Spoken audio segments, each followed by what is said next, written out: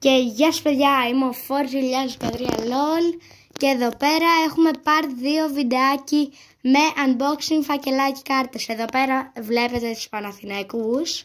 Δεν λέω πάρα πολλά. Να τι.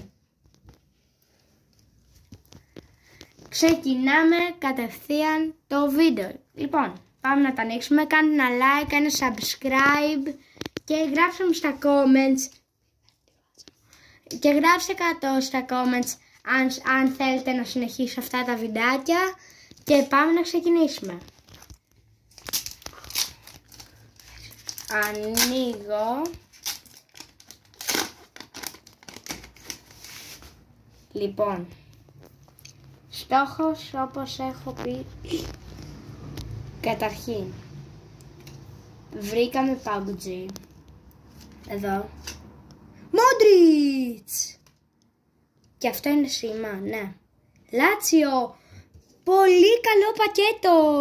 Βγάλαμε αυτή εδώ τη special κάρτα Time Chain συν 700. Πολύ ωραία. Βγάλαμε επίσης αυτόν εδώ τον Μαρκίνιος. Πάρα πολύ ωραία κάρτα. Νάτι. Και επίσης αυτό το Club Age. Όχι το πρώτο μας σήμα, έχω και άλλα σήματα. Δεν είναι το πρώτο μας, είναι το τρίτο μας. Αλλά πρώτο μας σε unboxing βίντεο. Λοιπόν, μια σύνοψη λίγο να κάνουμε τις κάρτες μας. Νούμερο 1 θα βάλω μισό σκουπιδάκι παρακαλώ.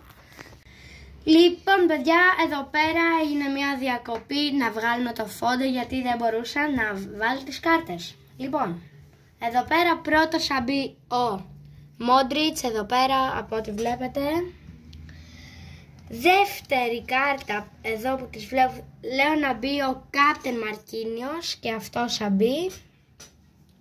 Τρίτη κάρτα θα μπει το Λάτσιο σήμα, πολύ ωραίο, θα το βάλω εδώ. Και οι άλλες τρεις, πρώτος ο Κρίστισεν, μισό να τις βάλω, πρώτος, μετά τις απλές πρώτος, μετά μισό να τις φτιάξω, επόμενος είναι ο Pop και τελευταίος ο Λίρατζης.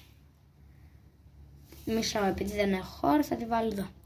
Λοιπόν, αυτές ήταν οι κάρτες μου, ελπίζω να σας άρεσαν. Αυτό ήταν το φακελάκι. Αυτά από μένα, κάνε ένα like, κάνε subscribe και τα λέμε σε ένα επόμενο βίντεο.